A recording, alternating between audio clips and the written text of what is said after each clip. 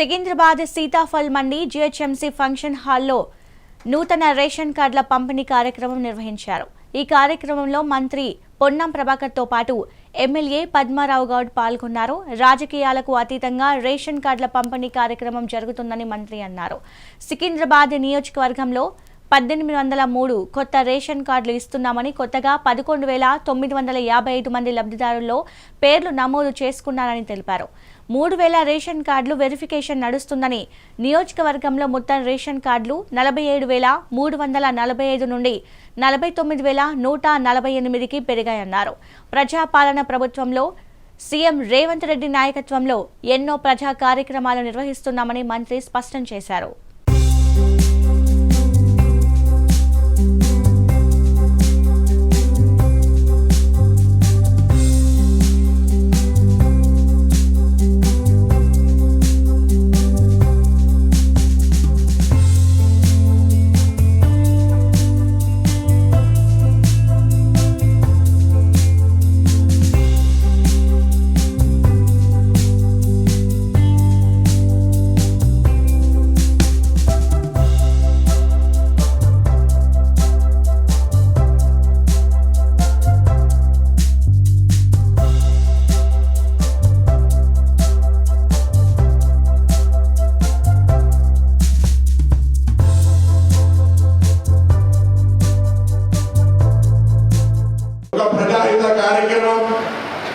Ration కార్డుల పంపిణీ కార్యక్రమం జరుగుతూ ఉంది.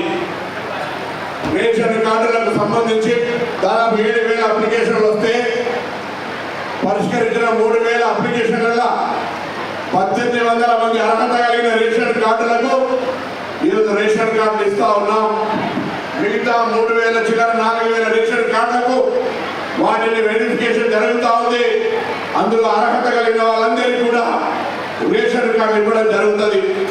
అదేవిధంగా ఇంటికి కొత్త కోడలు వచ్చినా, కొత్తగా సభ్యులు చేర్పులు మార్పులు సంబంధించిన అంశం మీద కూడా ఈ నియోజకవర్గంలో దాదాపు 15,000 అప్లికేషన్లు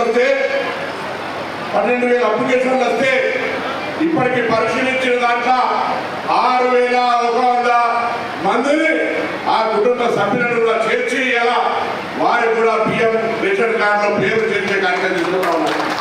ఈరోజు తెలంగాణ ప్రజాపాలన ప్రభుత్వం గౌరవ ముఖ్యమంత్రి రేవంత్ రెడ్డి గారి నాయకత్వంలో ఏర్పడ్డ తర్వాత కొన్ని ప్రజాహిత కార్యక్రమాలు జరిపే సందర్భంలో భాగంగా రేషన్ కార్డు అనేటువంటిది ఒక బియ్యం తీసుకోవడానికి కాదు, అది ఆ కుటుంబానికి గుర్తింపు, ప్రతి కార్యక్రమానికి అర్హతగా ఆ రేషన్ కార్డు ఉండాలనే ఆలోచన కలిగినటువంటి సందర్భంలో చాలా కాలంగా మార్పులు చేర్చిన ప్రక్రియ, కొత్త రేషన్ కార్డుల ప్రక్రియ పెండింగ్ ఉన్న సందర్భంలో ప్రభుత్వం ఒక ఉదార స్వభావంగా నిర్ణయం తీసుకొని ఇలా రేషన్ కార్డుల అప్లికేషన్ల ప్రక్రియ, రేషన్ కార్డుల పంపిణీ ప్రక్రియ కొనసాగుతోంది.